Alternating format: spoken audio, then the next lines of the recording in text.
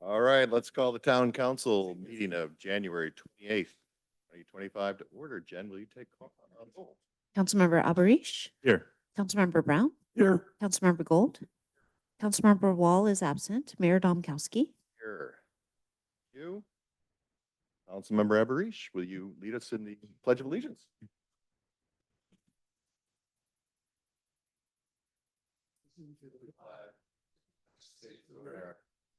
To the republic, which stands one nation, God, indivisible, liberty, justice for all.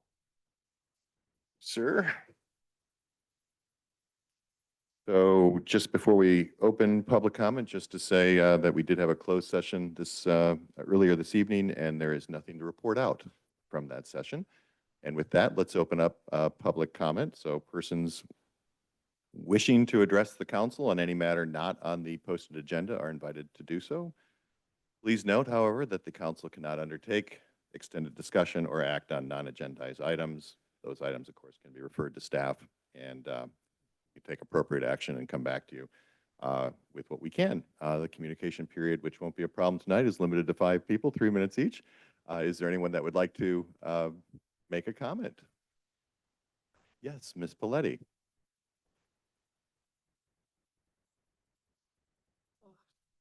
Good evening. Kevin, nice to see that you're feeling better. All right. I ran out of time at the last meeting, and so I just have a quick recap and a question. Isn't the purpose of the Fire Code D107 to limit density? It limits the number of dwellings on a single fire apparatus access road to 30.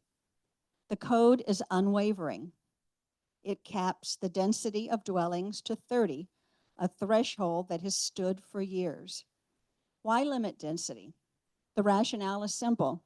In an emergency, fire trucks must have unobstructed access to the area, while residents must be able to evacuate swiftly. As witnessed in the Paradise and LA fires, when we have a wildfire, it could be a matter of minutes or seconds that determine life or death.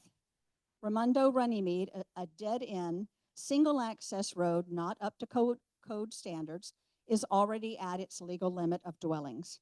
Now you propose to double the density right at the worst possible spot, a right-hand turn, creating a horrific choke point in an emergency. You have assured us that you will comply with the fire code, but the reality of what that means under the code is clear. A new separate fire apparatus access road separate from Raimondo Runnymede is required if you are to proceed with development on the Raimondo site. This is non-negotiable. I want to know what you know. For the sake of government transparency, I ask you, the mayor, the town council, and the town manager directly.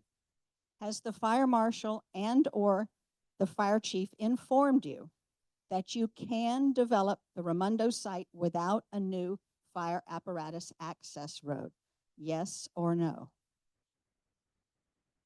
Thank you, Sue. So I think as my fellow council member Gold mentioned last time, we have given you our word in writing that we will obey the laws and we will follow the fire code.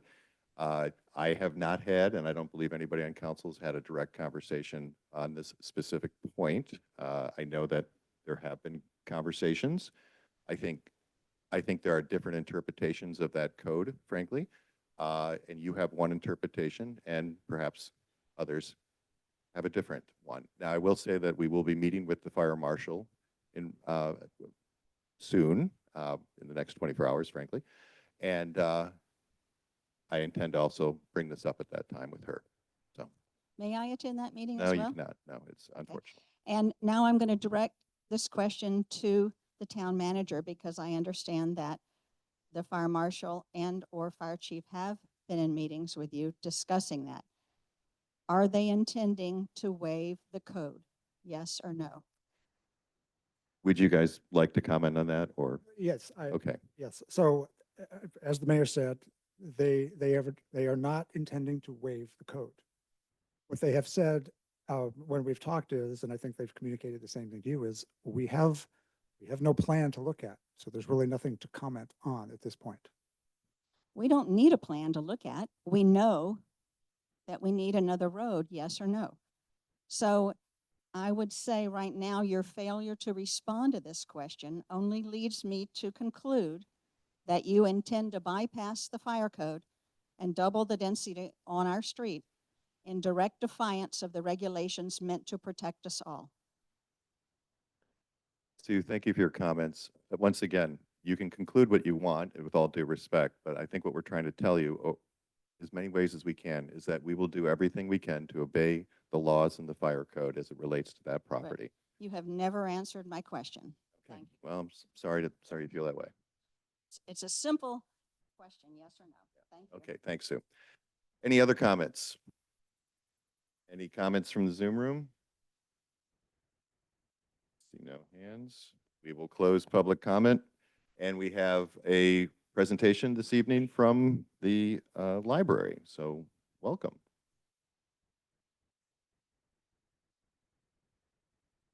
Jennifer, I think okay. Okay. Good. I'm a little short, so might have to hold it.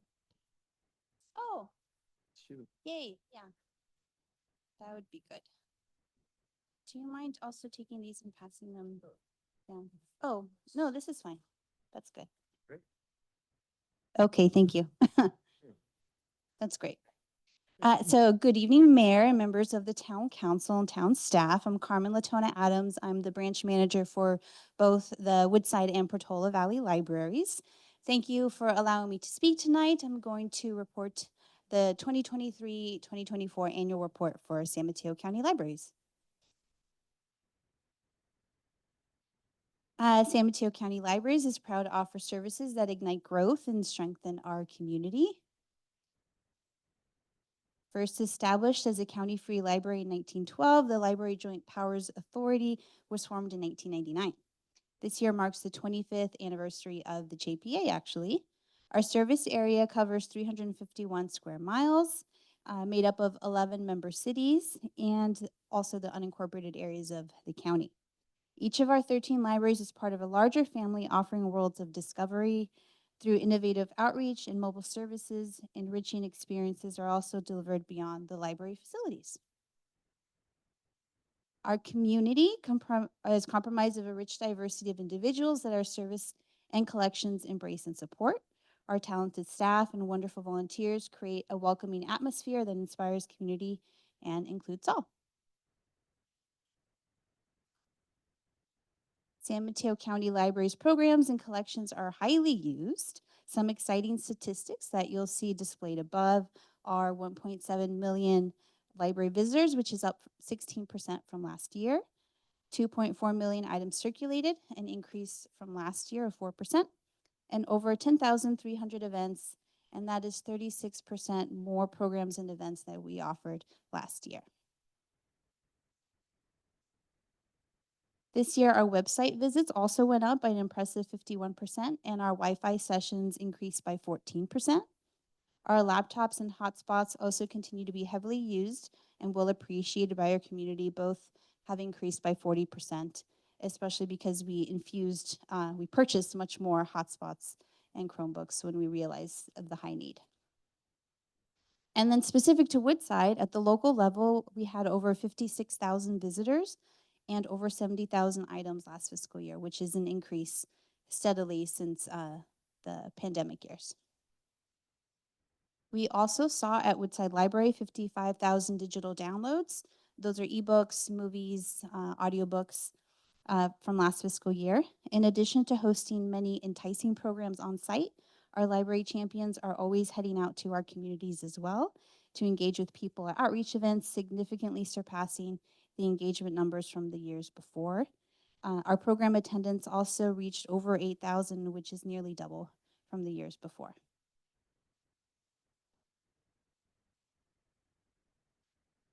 Oops. So the libraries uplift our communities, and in turn, our communities work to uplift the libraries. Let me take you through some outstanding accomplishments from the last year. The last year, we started to engage in our strategic planning process, which is almost at its conclusion. We worked with local consultants, we held interviews, surveyed thousands of community members and key stakeholders, both online and in person.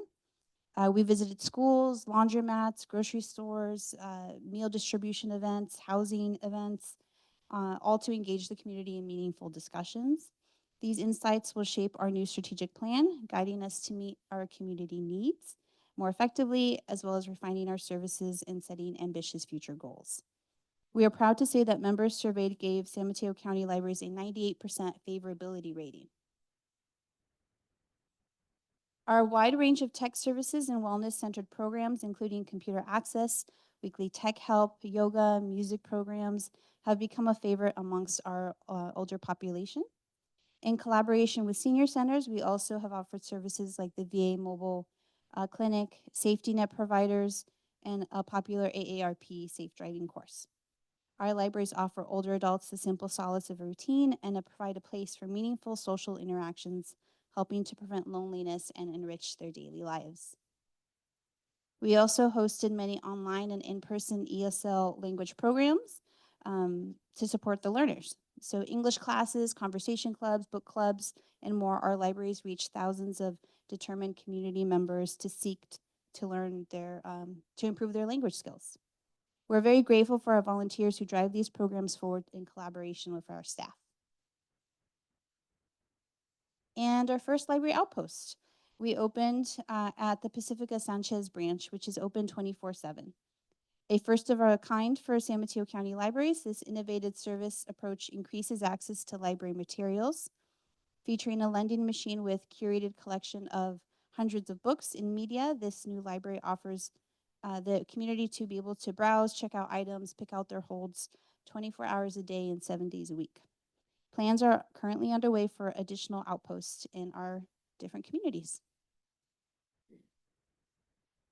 Our libraries stay bustling with frequent creative and fun offerings for community members to learn, experiment, and play. We started 2024 off by hosting workshops on Adobe Acrobat, Illustrator, Lightroom, Photoshop, and more, as well as gem painting, a relaxing activity that merges process-based art with mental wellness. We also debuted many other adult maker programs. Karaoke machines, board games for checkout also continue to thrill and delight our communities with endless entertainment. And the Imaginative Maker Mobile is always on the move, and we're very excited to continue to take out during different community outreach events. When the serious storms bring the unexpected, our libraries are destinations for support. We have provided a place to recharge, access the internet, and reach much needed resources. This year, we served as a community resource center following several rain, wind, and power outages. In partnership with our member cities, the County Department of Emergency Services, the Red Cross, and PG&E, we extended evening hours at several of our locations. Our libraries offered a safe and reliable place for people to stay warm, access snacks and water, charge devices, and then regroup themselves after the big storms. Our impressive library champions shined bright this past year.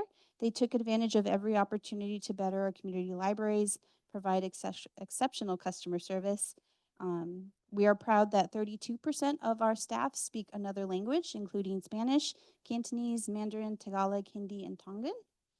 Our libraries, our friends, our volunteers, our foundation, they all give us a critical support throughout the year.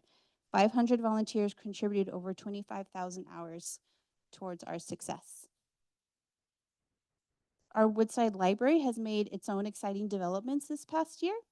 I wanted to take a moment to highlight the programming for older adults, as well as mixed generational programming we've been doing. We've heard feedback from our community members that they enjoy enriching experiences that in which they can interact with multiple age groups, but also some that are specifically for older adults.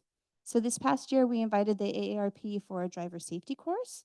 We've done art programs, watercoloring, gem painting, as well as a learning to print maker series. We also invited an Aztec dance group and multiple musical providers just to do concerts in the library. In addition, we're very excited to bring back the Noir Book Club, as well as continue wellness programs such as Tai Chi and mindfulness and meditation. These engaging programs have contributed to our program attendance doubling in the past year. And I think that's a video if you click on it. I'm not sure if it'll work. No, that's okay. I can share it with you, the YouTube link, and patrons can watch it later. But that's the end of my presentation. I'm happy to take any questions, and I just wanted to thank everyone for their support of the libraries. And yeah, thank you. Thank you. Mhm. Any questions from council? You want to lead us as the, Full disclosure, I serve on the board of the library. I want to thank Carmen again. She participated senior Bennett Falling workshop we had just a week ago. Mhm. We had 50 people there. Part of the reason we had a good attendance is the library's been working very closely with me on how to promote the senior program specifically. Yes. That program, as well as develop programs specifically for seniors throughout the library system. And this is beginning, you can see some of the results of that. Hmm. They've been a great partner, and I'm encouraging working even closer with us as a communication device, both for our programs and their programs, vice versa. And so I'm loving with what direction the library's been going with Thank you. seniors, multilingual. Believe it or not, you may not realize that, but 40% of the population in this county does not speak English at home.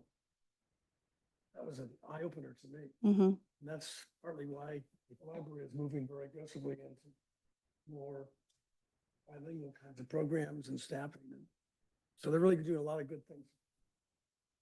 Thank you, Carmen. Yeah, thank you for your support. It was a great turnout at the senior workshop. And we also have had a couple of callers ask for help for the device. So it was great to be able to work with you on that. That little device that we have, I think you see it, library that's trained people to help somebody do the program necessary to get that device Mhm. up and running.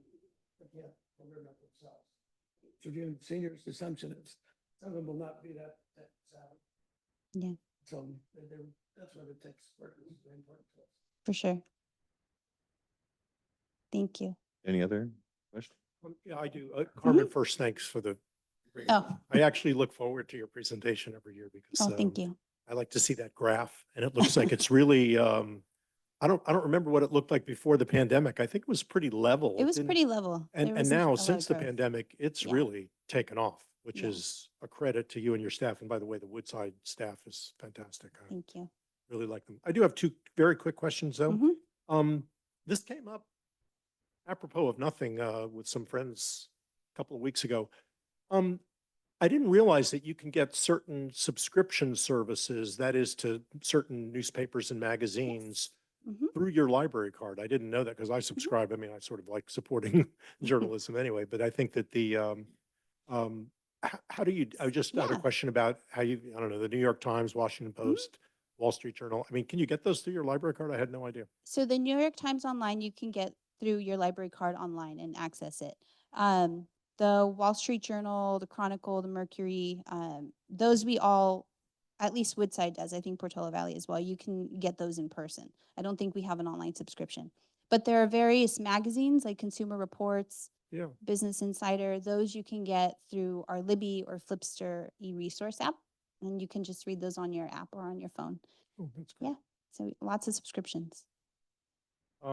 That's it. That was, thank you. Yeah. Thank you.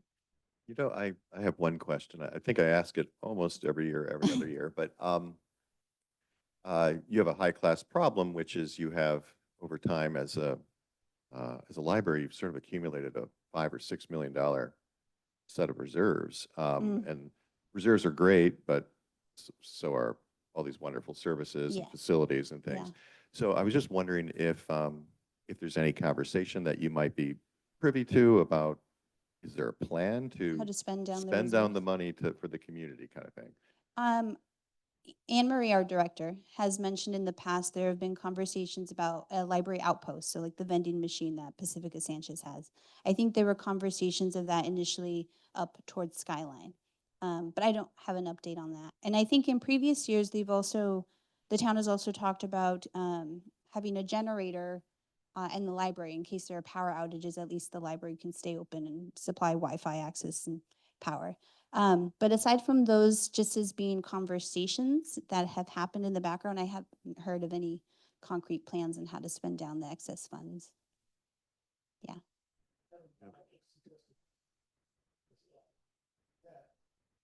This emergency generator.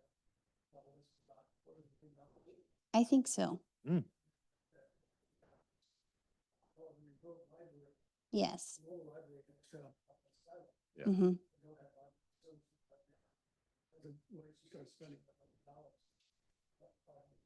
That's great. Great to hear. Yeah. Would love to see that. Okay. Well, thank you for all you do Yeah. for the community, and it's wonderful to have you here and to give Thank us you. our annual update. And thank you again for your participation in the in Councilmember Brown's event last week. It was eye-opening for everybody that was there about everything that you all are doing. So Oh, good. thank you. Thank you very much. Thanks. Town manager report. Kevin. Yes, thank you, Mr. Mayor. So one fun-ish thing I want to mention and one coming attraction that may not be as much fun. The first one is you should save the date, May 9th, which would be hopefully a few days before I ride off into the sunset. That's the day we're targeting to have, and I've asked, the staff has asked me what I would like. Commemorate my departure, and I think this is meant to be a community celebration. So the intent is to invite the universe and let them come and celebrate this town. And if I'm a reason for doing that, that's great. So May the 9th, which is a Friday. Time? What did we decide today? The afternoon. 6-ish to 8-ish? Yeah. It's the evening. Yeah, Yeah. we'll target a 6 o'clock start and it'll go as long as it'll go. Okay. Before then, this is the coming attraction that's maybe not going to be as much fun. I think now I know it predates all of you on the council, but I think you're aware that in our municipal code, we have adopted a state fire map. This is the map that defines the areas in town that are very high fire severity zones. That's a process that was conducted by CAL FIRE in conjunction with local agencies back in 2007 and 8. We adopted that map, and the primary purpose for that map statewide was to apply, which was then new, building code standards. The people in the business, it's Chapter 7A, but those are the building codes that speak to fire or construction in fire hazard zones. They require more fire-resistant construction, particularly around roofs and windows and points of entry, their decks, that kind of thing. Which, incidentally, the town back in 2008 adopted and applied townwide. So the map doesn't really have that effect here. We apply it to every property and project, in part on the theory that fires aren't going to respect those boundaries. At the time, CAL FIRE was charged with updating those maps every 5 years or so. It's now 2025, we're in year 17, but those maps are now coming. I was on a call and debriefing with the state fire marshal's office in December before the holidays. They've let us know that those maps will be coming to the cities. So I'm kind of looking at my inbox every day. Two things are going to be different this time about that process. Number one, we have a fairly short turnaround time. I don't recall its precise details, but I believe that when we receive the map, we have 30 days to make it public, and then not much longer beyond that before the council has to take action. And this will also, I'll save the commentary. The other thing that's different about this version of the map is back in 2008, they asked for cooperation and collaboration and comments from local agencies, and our then Fire Marshal Denise Ania worked with CAL FIRE and had some modifications made, and some areas were added. This time, we're getting a map that will define very high fire, and I think moderate. So I think the whole town will be mapped with different areas. And the only option available to the town, although we didn't take advantage of anything different in the past, the only option available to the town is to make that map, I would say, more restrictive. In other words, adding more high fire severity zones, not less. So there's no argument to be made that, I'm not saying this is what happens, but if something east of 280 in Woodside Heights, Woodside Hills comes in as very high fire, the highest level, the state has decided that that's the answer. We can't make the argument that it's not. Correct. So that's coming attraction. I don't have a timeline. They indicated early in the year. I mean, I expect it any day, and that will be that'll be another ordinance that will be put before you where you're not going to have a lot of latitude to take action on. But I will also, one little interesting, I think, nice anecdote out of that. This was a statewide meeting that they held back in December online, and I did ask the question. I mentioned that we had adopted the Chapter 7A standards, the fire resistant construction standards to the whole town, and I asked, is the law still going to allow that? And the state fire marshal actually, he called out my name. He said, I don't know where you're from, Kevin, but that's fantastic. And no, you can absolutely continue to do that. And I wish more places would do it. So, and then sort of a pivot off of that, and I think the mayor maybe is more appropriate to talk to this, but one of the things that's been happening, I think this was probably mentioned a couple of weeks ago as well, but the mayor has reached out to all of the elected officials representing higher levels of government over the last couple of weeks. We've had meetings, and we still got some on our schedule about fire issues, fire prevention, getting ready for the inevitable. So, Mayor, I'll turn it back to you if you want to share what some of those conversations have been. You might have a light agenda tonight, but that doesn't mean there isn't a lot going on. As far as the fire prevention and mitigation efforts, really over the last 2 weeks, Kevin and I met with U.S. Congressman Liccardo, and we emphasized our priorities and showcased what we call our shovel-ready projects that we have that could be funded, from defensible space to hazardous tree removal, and then Kevin also introduced access roads as another fundable item. Taking private roads and turning them into public roads that allow for better access to fight fires. And so all that was emphasized should any CPF type grants come out of any budgeting process at the federal level. Outside of that, I've had a couple of productive back and forths with our county supervisor, Ray Mueller. Kevin and I are meeting with him a week from Friday to discuss our efforts and funding needs.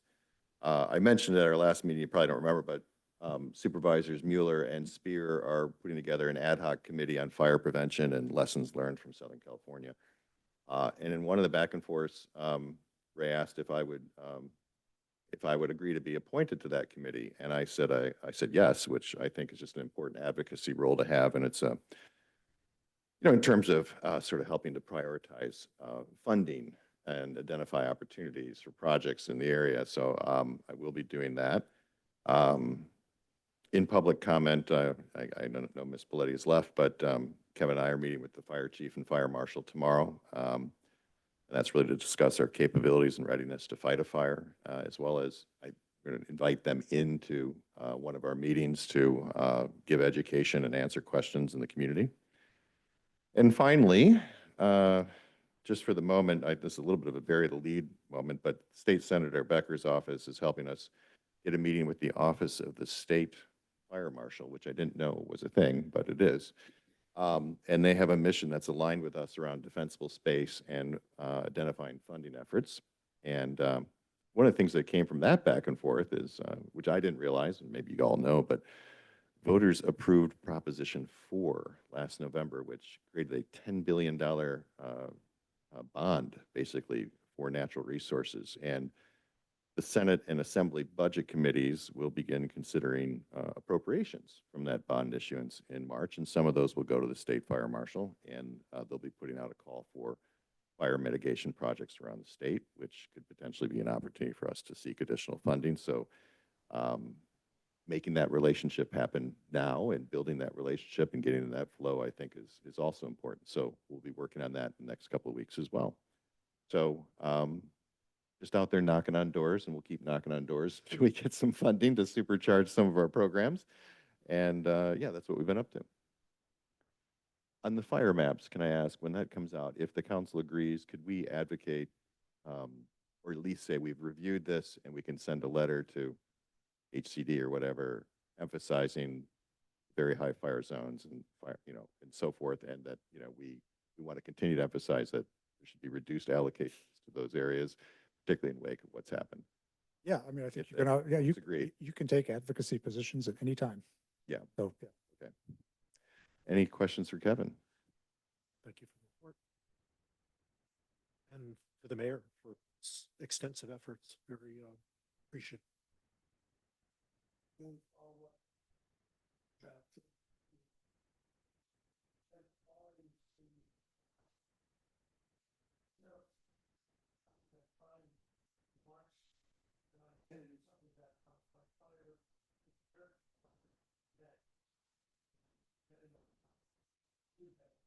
Okay.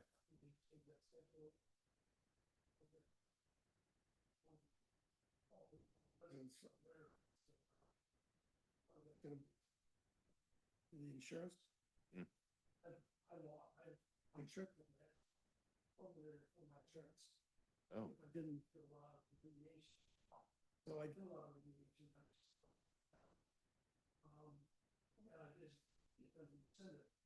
Well, it also came out and did a walk around. Watch out. Because they're telling us 5 feet from the house, period. Everyone has to go. Hmm. And I'll let them mark that. sorry, Dick. Well, thanks for putting these monthly programs together. It's a tremendous service to the community, and if you're available, I certainly would recommend attending. Learn a lot. Thank you. Next up is the consent agenda. All items in the consent agenda are considered routine and will be approved by one roll call motion unless a request is made at the beginning of the meeting that an item be withdrawn. Are there any items on the consent agenda that any council member would like to pull? Yes. Okay, sir. What would? Three. Number 4. And, I guess 3. No, I can't read it. Number 4 and number 5.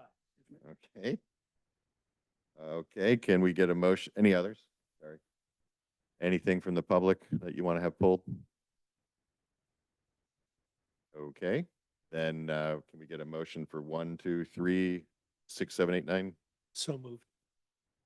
Seconded. Thank you. Councilmember Alberish, Yes. Councilmember Brown, Yes. Councilmember Gold, Mayor Domkowski. Yes, and Dick, you have the floor. Yeah, on number 4, this is a question for staff. The way I do the math on this, we're paying $1,236 per hour to have somebody come in and do a storm runoff study of every single construction project in the town. Is that correct? Good evening, Mr. Mayor, council members. Yes, the law requires for us to report on the mitigation measures for all the construction sites in terms of stormwater runoff, making sure that all the debris is contained on the site, et cetera. So since we do not have the staff to go out there on a regular basis and check these, we are proposing contract with CSG for them to do that. They do this for quite a number of towns and cities certainly in San Mateo County.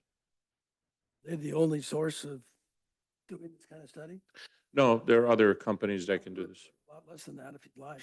I mean, it seems to me awful excessive for what we're getting for that. So we did a pilot with them initially. We had 20 sites, and they went around and reported on these 20 sites.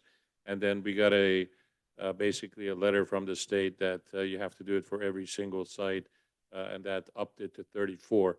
But they helped us with the reporting on those 20 sites. They did a good job, and we were able to add that to our annual report and submit it. So since they did a good job, and this is something that if we do not report on it very accurately or comprehensively, puts us at risk of getting penalized by the State Water Board. So for those reasons, we are proposing to continue with CSG. I wonder why the cost of construction is so high, Kel. Okay, thank you. Sure. Okay, at number 5, got a number of series of questions. First of all, Kevin, do we have any status on the study that we were going to be doing on transit and the downtown center project? Does that stand?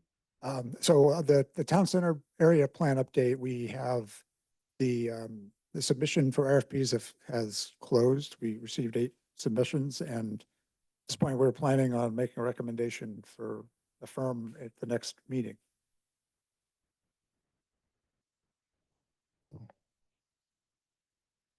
It's part of the transit plan.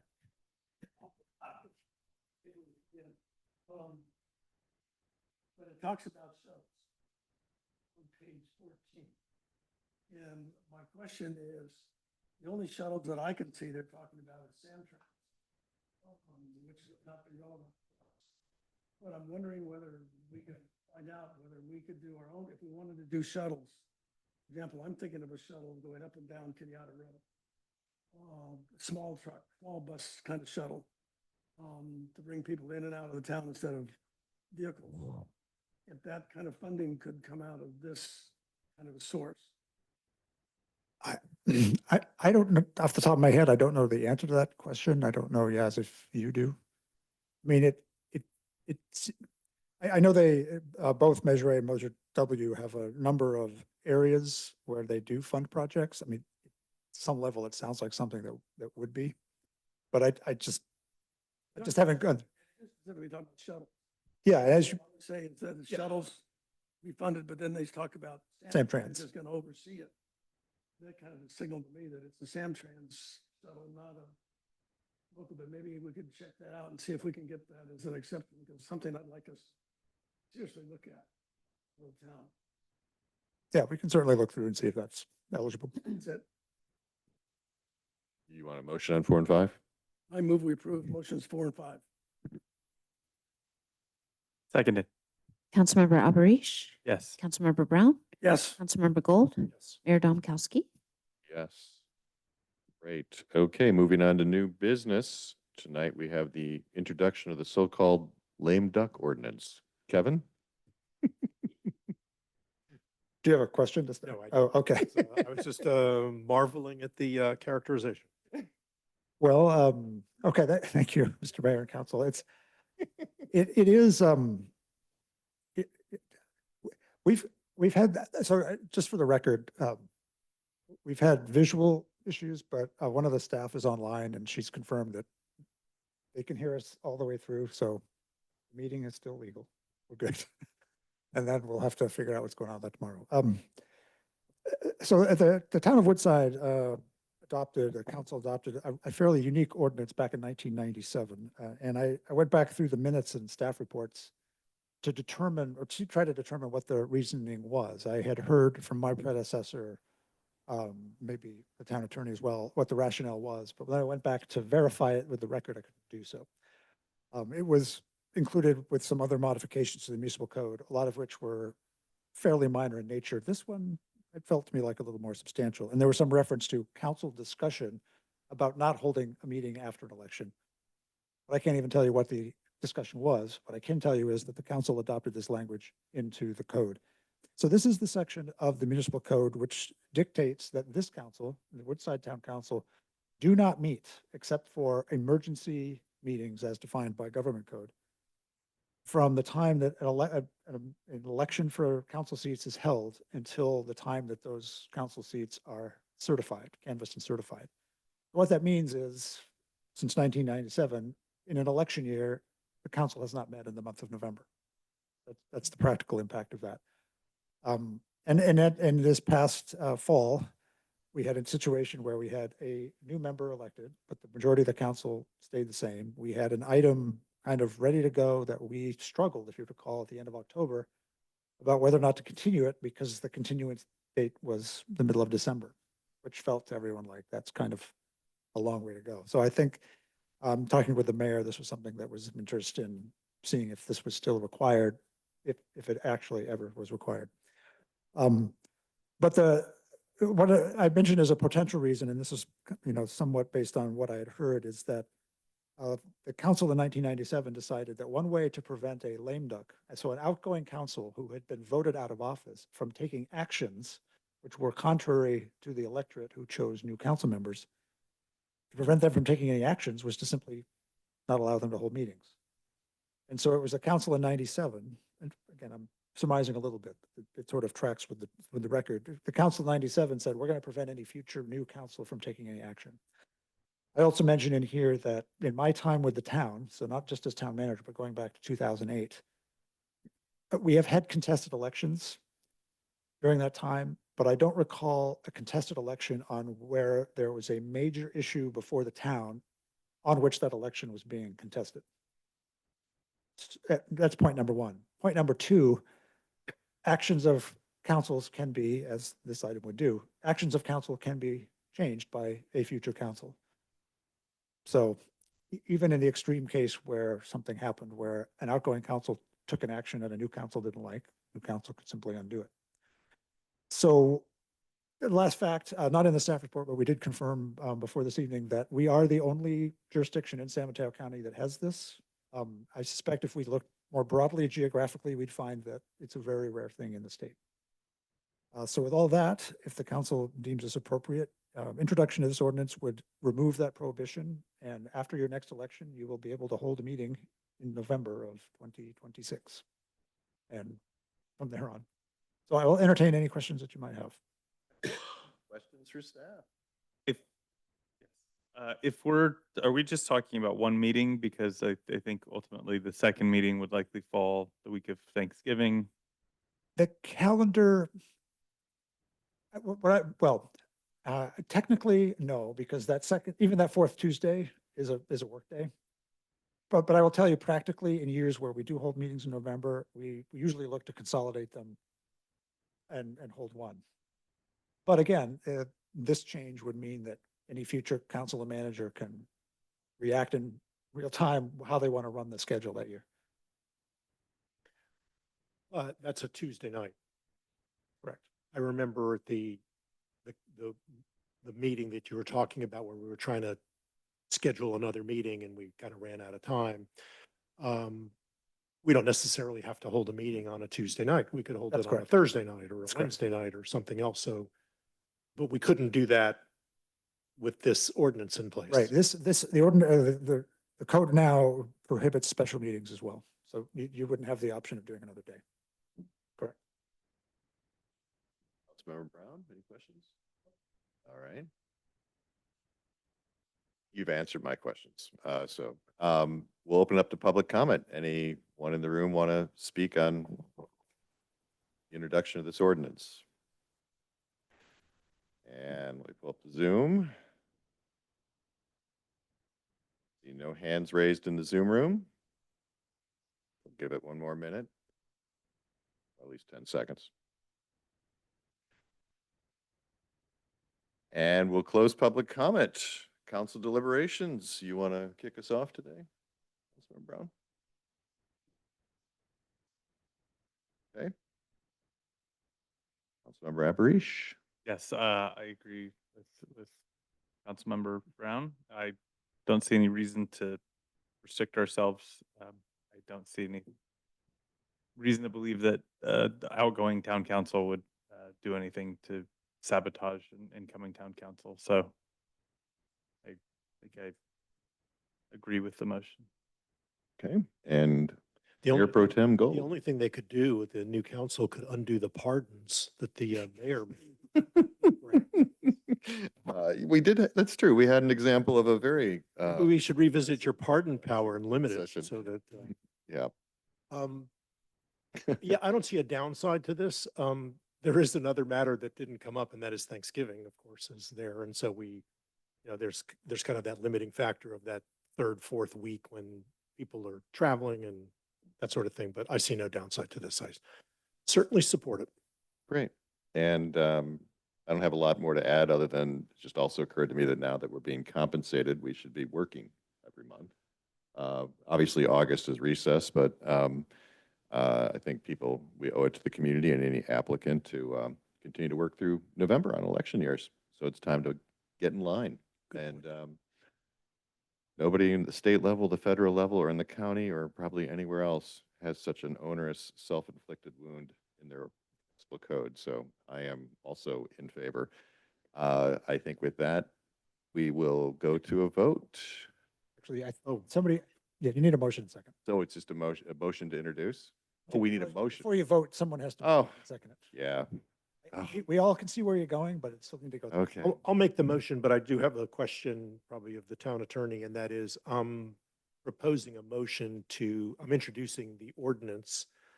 But the ordinance is a modification of the prior ordinance by striking a section. Any reference to that or just introduce the ordinance? You can just introduce the ordinance. Okay, I'm going to make a motion to introduce an ordinance of the town council of the town of Woodside amending section 30.01 regular meetings of council to remove the prohibition to holding council meetings between a general municipal election and the canvassing and certification of elections. Councilmember Alberish, Yes. Councilmember Brown, Yes. Councilmember Gold, Mayor Domkowski. Yes. There'll Thank be you. a second, an adoption meeting at our next meeting. Yep. On the consent calendar. Okay, do we have a volunteer committee update tonight? Is Melissa here or? She gave me some updates. so Okay. I will, Hand it off to you. I've got from 4 committees, Arts and Culture Committee, first Friday in February on the 7th will be Kathy Colborts, and she will present a preview of spring at Edgewood Natural Preserve, Edgewood Natural Preserve. For the Rec Committee, W Ball registration is open for kids ages 3 to 6. Will close on the 23rd. Information on the town's website for those interested. Cars and Coffee event in the 12th. Climate Sustainability Committee, they're going to be hosting a home electrification event in Independence Hall on the 30th, if I didn't say that already. They're inviting speakers from Peninsula Clean Energy, Steve Schmidt from Home Intel, somebody that we've actually worked for in the past, worked with in the past. He'll talk about reducing unnecessary electrical loads. And a local homeowner who has fully electrified her home in ADU. That's going to run starting at 5 o'clock for program at 5:30 on that day. That's a Sunday, the 30th.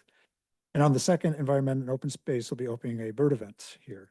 And they're partnering with Sequoia Audubon Society. And also Krista New, who's a local resident, is with the Audubon Society, will be speaking that evening, as well as I don't have his name, but there's a local guy who leads like birding tours who has also been invited, which they're very excited to share with the community. That's what I've got. March 2nd. It's also a Sunday afternoon. Okay, any questions for Devin? No questions, but I did have a comment on the volunteer committee updates. There's a whole slew of appointees that we're currently vetting and going through. Well, I'm assuming they'll come up at the next meeting, but I particularly wanted to thank Melissa for her help with that. And she actually intervened in a rather sensitive issue too, and we appreciate that. I just Okay, wanted to good. We'll pass that thank on. her for All right, moving on to council communications. Any communications to share? Good. You're good? I'll volunteer. Oh, sir. Go ahead. Okay, as I mentioned, we had a very successful preventing falling seminar for seniors on the 16th.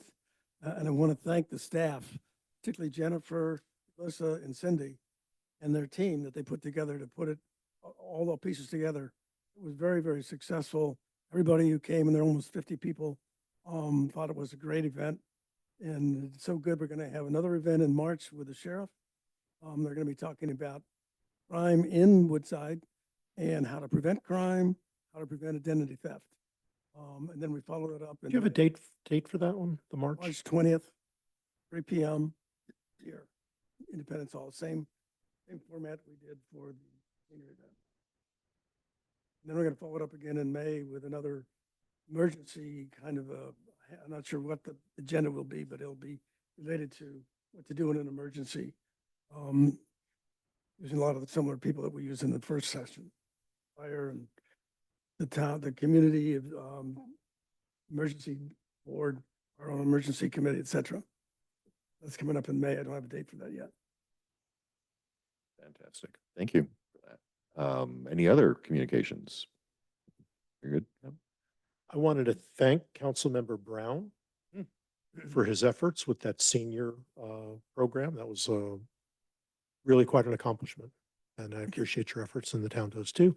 And also thank the mayor for his efforts with the rubbing shoulders with some of the very finest politicians in our state. And we appreciate your efforts on our behalf.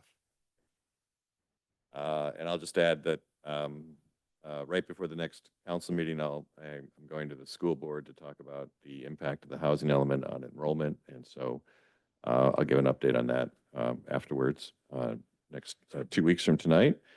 And then lastly, you know, as you know, I'm not doing sign-offs this year, but that doesn't mean that I can't do a one-off on a very light night. So I thought I would just mention that tomorrow is the Chinese New Year, and I was reading about it, and I think there are some good messages about the year to come that would be good for all of us to hear, and I think maybe even represents where we are as a town and as a council. We'll see if you agree. So 2025 is the year of the snake. And much like the snake sheds its skin, 2025 marks a year when individuals and communities can let go of old patterns and embrace innovation. And I can't think of a year with more change in it than this one, so we do need to break from our old patterns. The year of the snake serves as a call for thoughtful action and strategic change. Yeah, very big decisions that are going to impact us for many years to come.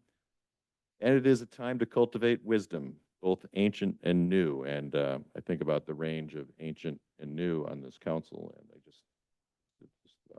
Wow, that hurts. and drawing from the perspectives of that spectrum to navigate life's complexities with grace. So the snake is also considered the most tenacious of the 12 Chinese zodiac signs, which I also think is probably the right descriptor for this particular council in the year ahead.